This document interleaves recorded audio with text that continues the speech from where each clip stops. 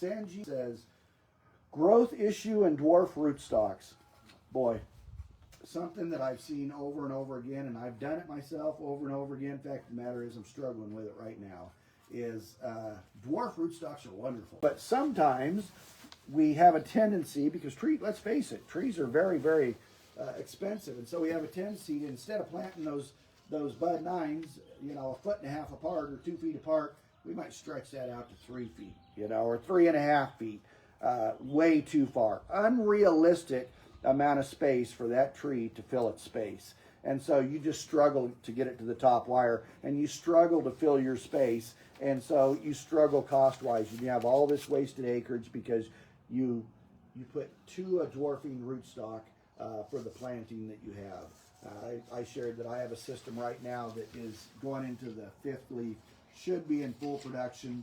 All the Geneva 41s and the Geneva 11s and the 969s and the 890s that we planted all around it have already reached the top wire and in full production. And this year I'm having to go back into those trees. And this is my suggestion for you, is I'm going to go back into those trees, those bud nines, and I'm going to slick off every single limb all the way up the entire tree.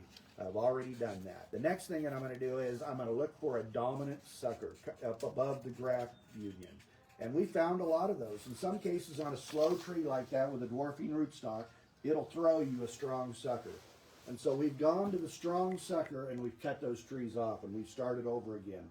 And as that strong sucker grows up to the top wire, I'm going to keep pinching and channeling growth all the way up that tree, putting all the growth into the central leader of that tree for the next 3 months. And I'm going to fertilize them twice a week, and I'm going to drive that tree up to the top wire.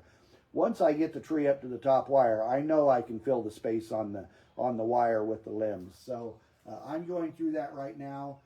It's a result of making a bad decision early on, and those dwarfing rootstocks, depending on your soil, you want to plant those close together accordingly to be realistic about being able to fill that space by the 5th or the 6th leaf.